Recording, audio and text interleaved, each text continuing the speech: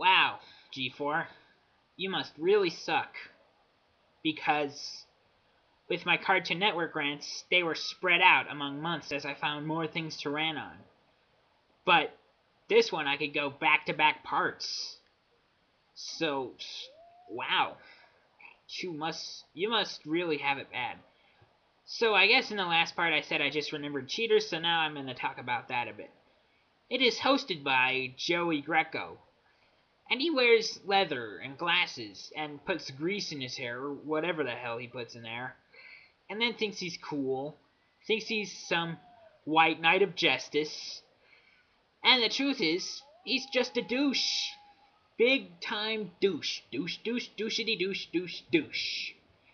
He goes around, he finds these people who want to spy on their spouses with cameras for like a week, to see if they're going out with any other guys or girls. And, and the cheat eater could be a guy or a girl, and they could be going out with guys or girls. But anyways, the premise of that whole show is it's depressing, first of all. Like, who wants to see couples break up? That's not what you want to see. That's the opposite of what you want to see. And frankly, I don't give a shit if it's justice or not. Frankly, following someone around with hidden cameras is considered fucking stalking. So Joey Greco should really be arrested for this. And again, he's a douche. I mean, what other guy has a leather jacket and leather pants what other guy who isn't a biker has leather jacket and leather pants and looks like he's 45? And to top it all off, in the beginning of the show, he always wears this French V-beard that makes him look like the villain in an old romantic soap opera. It's quite ridiculous. You ain't no movie star, get over it. So, that's the whole premise of cheaters. Concerned spouse comes to Joey Greco. They follow the spouse's cheat eater around with the cameras if he's cheating, and sometimes the guy or girl isn't even cheating, which is a really big shout out to today's paranoia. The second thing, and then the tertiary thing, then there's after the whole following with the cameras thing, there's the scene where we know he's not at a friend's house or wherever. He's actually at this place. So now we're going to go over there and let you talk it out. And the whole thing basically is just, how could you do this to me? Wah! It's like, okay, yeah, we get it. He cheated on you. Real bad. Really bad. Okay, next thing. Oh, it's the same thing. Every time. So, and even then, sometimes the girl is confident enough that she blames the guy for her cheating on him. What the fuck? If guys can't get away with cheating on girls, then it should be the same for girls. It'd be the same damn tolerance policy. That girls shouldn't be able to get away with cheating on guys. Because if girls are gonna hold guys to that, we should hold them to that. It's simple math, simple science. Relationship science, whatever. So, but that's cheaters for you. And Joey Greco doesn't even have any good advice for the guy.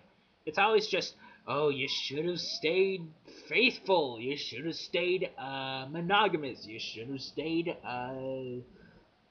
fidelidistic or whatever you call it, fidel. Because there's fidelity and stuff, whatever.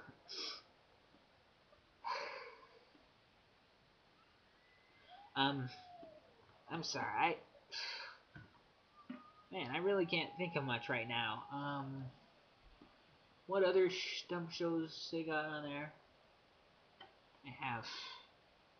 I heard of the Man Show, but I never actually saw it, so I guess props to them for getting rid of that, but you gotta get rid of some other shows too. I guess I'm going to talk a little bit more in depth about the International Sexy Ladies Show. Here's what it is. It goes all around the world, to places like Germany and Italy and Korea and Japan, and that's the 4 places they go to, real international like.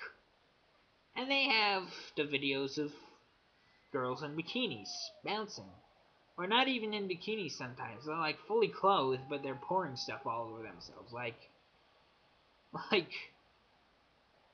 if anyone has like a Playboy calendar DVD, Sexy Lady Show probably won't do anything for you. So, don't watch it. And it has these comedians that make fun of the show or the girls in the show or the other characters in the show. And their jokes just are played out. They're not funny. There may be 1 or 2 funny jokes in the whole 30-minute show.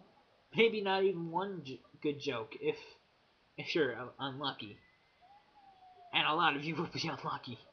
So, basically, it's just gawking at boobs for 30 minutes.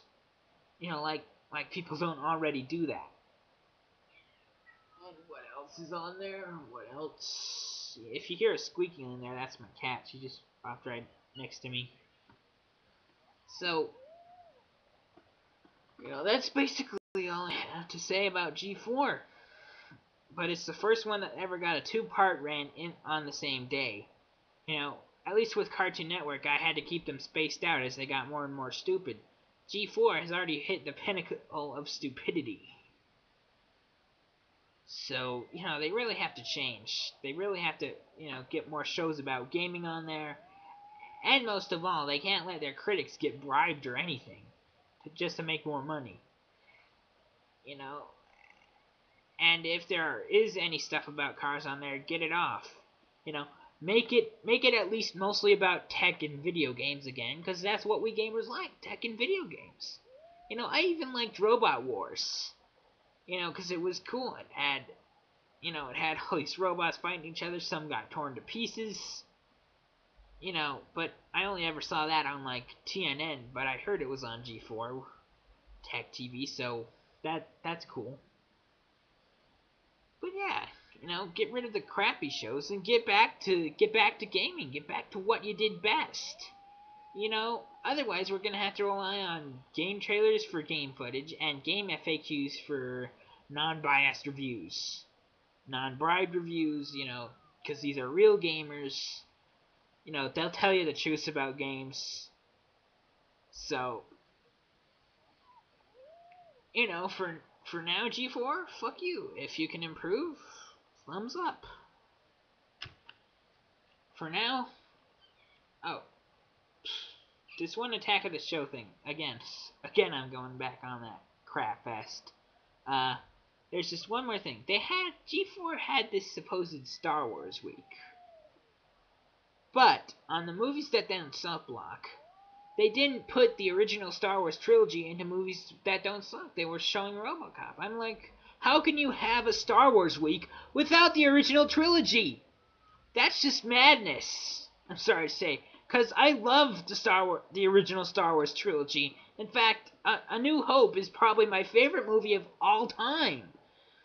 So why not put the original Star Wars trilogy on your network? I mean, if you have a movie set don't suck block and you don't feature that, I mean, the original Star Wars trilogy definitely doesn't suck, so put it on. Simple as that. You'll probably get lots of ratings. I don't care who thinks the original Star Wars trilogy is old or crap or whatever. I loved it. And so, if they have a Star Wars week, then they should put Star Wars on the movie block. Simple as that. I know Spike has most of that series, but they barely even show it anyways. Because they're stuck doing CSI, but that's a whole nother rant. So, goodbye. I'm almost out of time anyways.